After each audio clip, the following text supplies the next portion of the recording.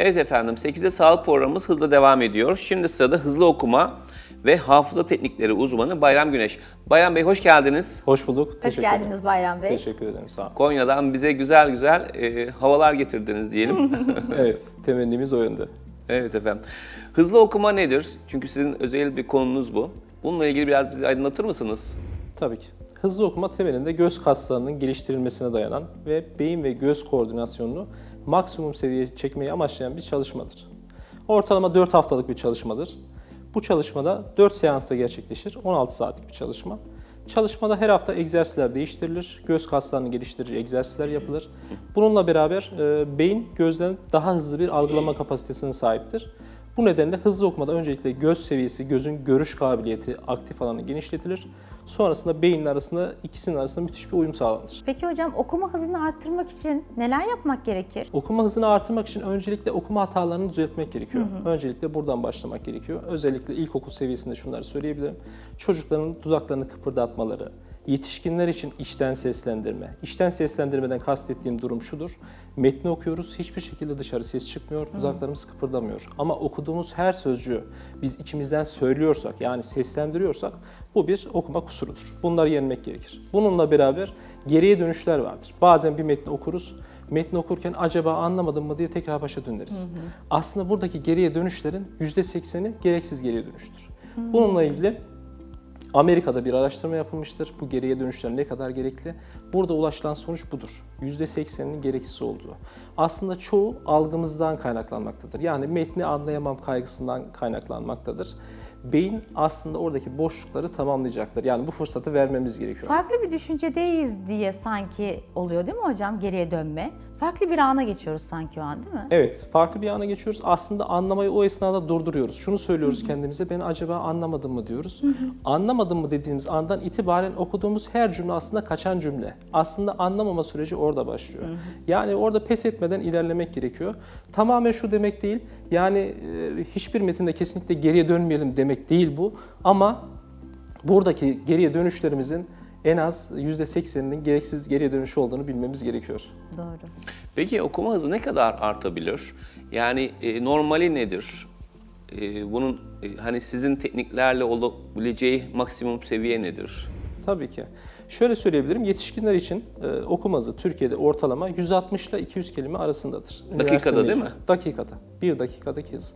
Buradaki artış oranı kişiden kişiye değişir doğal olarak. Yani etkinlikleri ne oranda uyguladığı, kitaplarla ne kadar haşır neşir olduğu. Artış 2 katta 4 kat arasında değişebilir. Yani 160 kelime okuyan biri 500-600 kelimeye çıkabilir. Buradaki durumlar işte az önce söylediğim gibi çok farklılık arz ediyor. Bazen 300 kelimeyle başlayan kişi 1200'lere ulaşabiliyor. Ama dediğiniz gibi son hız ne derseniz, yani benim kanaatim şu yönde, 1300-1400'ün üstündeki rakamlar biraz hayalci rakamlardır. Çünkü o saatten sonra, o dakikadan sonra ulaştığımız aşama aslında anlama oranının düşüş aşamasıdır. Bu da zaten bizi hızlı okumanın mantığından çıkarır.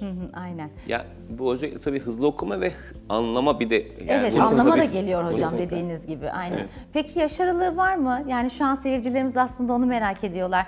2 yaşında da çocuğu olan var, 18 yaşında da Evet. çocuğu olan var ya da Evet. kendisi için düşünebilir. Tabii Bunun ki. ideal yaş oranı nedir? Kesinlikle. Yaş aralığı kısmı çok önemli. Erken başlayan hızlı okuma eğitimleri var. Kanaatimce ben bunları önermiyorum. Yani 5. sınıftan itibaren çok daha uygun. Ama şunlar yapılabilir. Daha küçük sınıflarda okuma hataları önlenebilir. Mesela çocuklarda şu durum çok fazladır. Kelimeleri seslendirme, dudak kıpırdatma, kitaba çok yakın bir şekilde okuma. Bunlar çok fazladır.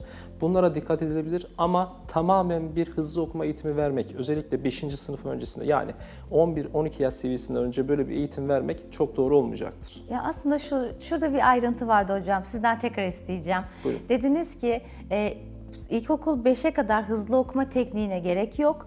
Ama neye gerek var? Onları tekrar tek tek alabilir miyiz? Tabii ki. Öncelikle okuma hataları düzeltilmeli. Bu okuma hatalarından birincisi dudakları kıpırdatma. Evet, çünkü Çocuklarda burada çok eğitim fazla. başlıyor biliyorsunuz. Küçükken Kesinlikle. başlıyor. onun Kesinlikle. için. Bunu yok etmek gerekiyor. Bunlar erken yok edilebilecek durumlar. Bunun dışında çocuğun kitapla mesafeyi ayarlaması oldukça önemli. İyi kitaplar seçmesi önemli. Bu gibi bağlantılar kurulursa aslında hızlı okumanın en azından temel kısmı verilmiş olur.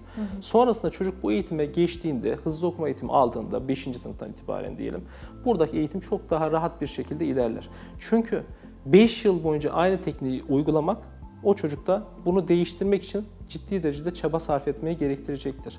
O zaman ne yapmak gerekiyor? Öncelikle bu hataları mutlaka törpülemek gerekiyor. Yani 1. sınıftan itibaren bu hatalar düzeltilmeye başlanabilir aslında. Aynen. Peki hızlı okuma ile dikkat arasında bir bağlantı var mı? Çok ciddi bir bağlantı var aslında. Hatta orada üçlü bir ayaktan söz edebiliriz yani. Hızlı okuma, dikkat, anlam oranı. Üçü birbiriyle doğrudan bağlantılıdır. Şöyle örneklendirelim. Aracımız var, 180 km hızla gidiyoruz. Aracımız var, 40 km hızla gidiyoruz. 180 km hızla gittiğimizde biz dikkatli olmak zorundayız. Buna maruz kalıyoruz. Evet. Başka bir şansımız yok. Kesinlikle Daha dikkatli olmak zorundayız, mecburen. Kesinlikle. Ama okumada da aynı şekilde. Yine mantık aynı şekilde. Okumada da bizim hızımız arttığı zaman beynimiz dikkat seviyesini maksimum seviyeye çıkarıyor. Dikkatin artması doğal olarak anlam oranında doğrudan etkiliyor. Yani üçünün arasında bağlantı var. Ama bu şu demek değil. Yani şu an hemen elimize bir kitap alalım, çok hızlı bir şekilde okumayı deneyelim. Burada dikkatli anlam oranı aynı anda yükselsin, hemen sonuca ulaşalım demek değil. Burada ciddi bir çalışma gerekiyor. Egzersizlerin yapılması lazım. Görüş alanımızın geliştirilmesi lazım. Şöyle diyelim, bir sözcüğü aslında eğitilmemiş bir göz tek sözcük üzerine odaklanıyor. Tek tek sözcüklerin üzerine odaklanıyoruz. Ama eğitilmiş gözle yan alanları da geliştirdiğimiz için tek bakışta birden fazla sözcük görebiliyoruz. Bu da aslında beynimizin istediği şekilde kelimeleri almasını sağlıyor. Çünkü beynin okuma kapasitesi gerçekten yüksek. Şu an hız ölçümü yapsak, hızlı okuma eğitimi almamış bir insan, ortalama yetişkin bir birey, üniversite mezunu, 160-180 bandında okuyacaktır. Ama okumanın bize gelişi 600 kelimedir. Hani esnaf deyimiyle bize gelişi deriz ya, yani okumanın bize gelişi 600 kelimedir. Bu kapasite bizde mevcuttur zaten, eğitim almadan mevcuttur. Eğer biz bu kapasiteye ulaşamazsak, her zaman okuduğumuz kitaplarda farklı şeyler düşünmek zorunda kalırız. Çünkü beynimiz boşluğu sevmez, o boşlukları mutlaka bir şeylerle doldurur. Aynen, doğru söylüyorsunuz vallahi. Ayrıntılarda gizli aslında dediğiniz gibi. Peki biz bu insanların okumaya dönük macerası nasıl başladı? Aslında bu macerada çok yeniyiz. Okuma bizim için çok yeni bir olay. İnsanlık tarihini düşünürsek, genel olarak hatta bunu bir yaş değeri verirsek, 100 yaşındaysak şayet insanlık olarak 92 yaşında biz okumayı öğrendik. O kadar Okuma yeni. bizim için oldukça yeni. Sessiz okuma, bugün en fazla kullandığımız okuma türü. Bizim için çok yeni. 1000'li yıllarda bir rahip kütüphanede kitap okuyor ve hiçbir şekilde dışarı ses çıkmıyor. İnsanlar onu hayretle izliyorlar. Ne yaptığı konusunda şaşırıyorlar. Çünkü yaptığı iş sessiz okuma. Yani o dönemde sessiz okuma da popüler değil. Bakın 1000 yıllık bir mazi. Tabii ki bu kültürden kültüre değişmiştir. Daha önce ulaşanlar olmuştur ama yani okuma bizde çok yeni, çok genç bir alan. O yüzden kesinlikle üzerine gitmemiz gereken bir alan, düşünmemiz gereken bir alan. Peki beyinde okuma nasıl gerçekleşiyor? Okuma aslında beyin-göz koordinasyonuyla gerçekleşen bir faaliyet. Gözle sözcükleri görüyoruz. İlk etapta gözle başlıyor süreç ama okumanın büyük çoğunluğu, asıl ana noktası beyinde gerçekleşiyor. Biz sözcüğü görüyoruz, o sözcüğü retinada parçalara ayırıyoruz, harfler dağılıyor. Sonrasında bu harfler birleşiyor ve beyinde o kavram varsa eğer o kavram seri bir şekilde canlanıyor. Buradaki süreç saliselerinde gerçekleşiyor. Mükemmel bir sistem var. Hatta şunu söyleyebilirim. Eğer biz yabancı bir kelime okursak yaptığımız işlem nedir? Yavaşlarız. Telaffuz etmeye çalışırız. Yani o esnada biz analiz ediyoruz. Bu bizim bilgi depomuzda var mı? Çok kullanmadığımız bir isimse şayet, bir kelime ise. Buradaki süreç mükemmel bir şekilde işleniyor ve beynin sol bölümünde okumaya ayrılan bir bölüm var. Yani sanki bambaşka bir organ gibi. Görevi okumak. Aslında bizim doğamızda, insanlar olarak doğamızda okumak var. Peki bu okumaktan o kadar güzel bahsettik ki. Bu okumak gerçekten beynimize katkı sağlıyor mu? Yani gerçekten beynimiz gelişiyor mu? Evet. Aslında öğretmen olarak çok sık söylüyoruz bunu öğrencilerimize. Okursanız şöyle olur, okursanız kelime dağarcığınız artar, bunlar olur. Ama okumayla ilgili, beyinle ilgili somut bir araştırma var mı? Bunlardan çok bahsetmiyoruz. Bununla ilgili bir araştırma Amerika'da yapılıyor. 2 tane grup var. Bu gruplardan birisi kontrol grubu, herhangi bir faaliyette bulunmuyorlar. Diğer grup 1 saat boyunca kitap okuyor. Ve şu sonuca ulaşılıyor. Kitap okuyanların beyinlerinin sol bölümünde bir hareketlilik tespit ediliyor okuma esnasında. İşin ilginç olan kısmı şu. Bu gruplar dağıtılıyor, belli bir süre sonra tekrar çağrılıyor. Ve şu tespit ediliyor. Daha önceden kitap okuyan grubun beynin aynı bölümünde birkaç gün geçmesine rağmen hareketlilik devam ediyor. Aslında biz o kitapla beraber beynimizi işlevsel hale getiriyoruz, kullanıyoruz. Ve öğrendiğimiz her sözcük aslında beynimizde yeni bir oda açıyor bize. Peki Türkiye'nin hızlı okumaya bakış açısı nedir şu anda? Türkiye'de 1971'li yıllarda başlıyor hızlı okuma ile ilgili ilk çalışmalar, bilimsel çalışmalar. Çeşitli bakanlıklarda eğitimler veriliyor hızlı okuma ile ilgili.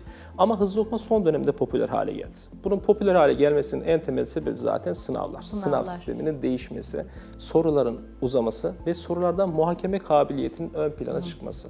Bununla birlikte aslında şu anda hızlı okuma popüler bir alan. Daha çok bu alanda. Ama sadece bu alanı sıkıştırmak çok doğru değil. İş adamlarının mesela hukukçular çok fazla istiyor hızlı okuma eğitimi çünkü okuması gereken dosyalar var, yetiştirmesi gereken yazılar var. Bunlar için istiyorlar.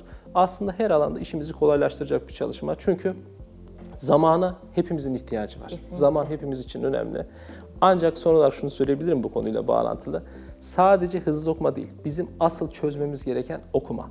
Genel olarak okuma problemi var. Okumayı sevmek hocam. Kesinlikle. Yani biz okumayla ilgili problemimizi çözmezsek hızlı okuma bizim için çok lüks kalacaktır. Öncelikle okuma problemimizi çözmemiz gerekiyor. Ama biraz önce bahsettiğimiz gibi hani yaş aralığını sormuştum ya size. İlkokul 5'ten sonra hızlı okuma tekniği alabiliriz demiştiniz tekrar.